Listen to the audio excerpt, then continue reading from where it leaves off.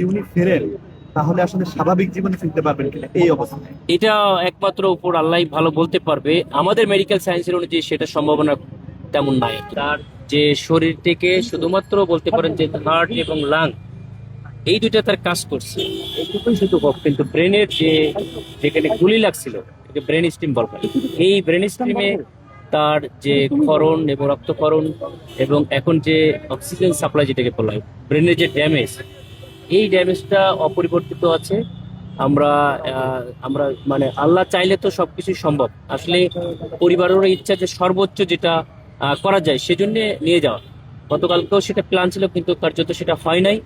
এরপরে পরিবারের পক্ষ থেকে যখন উদ্যোগ নেওয়া হয়েছে, তখন সরকার তারপরে এগিয়ে এসছে। কিন্তু এটা সরকারের আরো একটু এখানে কেয়ারফুল হলে আমরা আশা করছিলাম যে জুলাই যোদ্ধা হিসেবে যেভাবে তাদের খোঁজ নেবে বা যেভাবে তৎপর হবে, সেটুকুর থেকে একটু ঘাটতি আমরা পেয়েছি বলে মনে করি। বর্তমান শারীরিক অবস্থা সার্ভে করবে কি, এটা তো অনেক জটিল করছেন। মানে সার্ভে করার ইচ্ছাই তো আমরা দোয়া করছি এবং সর্বোচ্চ ট্রিটমেন্টের জন্য চেষ্টা করছি, কিন্তু ডাক্তারদের মতামত অনুযায়ী সেটার সম্ভাবনাটা খুবই ক্ষীণ। আমাদের এখানকার যে বর্তমান তার যে শারীরিক কন্ডিশন, বলা হচ্ছিল যে মাথার খুলি খুলে ফেলা হয়েছিল।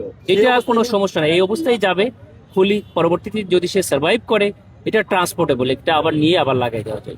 ব্রেনের একটা খুলিকে বের করে দেওয়া হচ্ছে, যে ব্রেনের ভিতরে যে চাপ সৃষ্টি হচ্ছে, এই চাপটা যখন একটু ওপেন করে দেয় তখন স্পেসটা বেশি পাচ্ছে। আর কি। গতকালকে সিটি স্ক্যান করার পরে তার কানের অংশ কিছু অংশ ফুলে গেছে।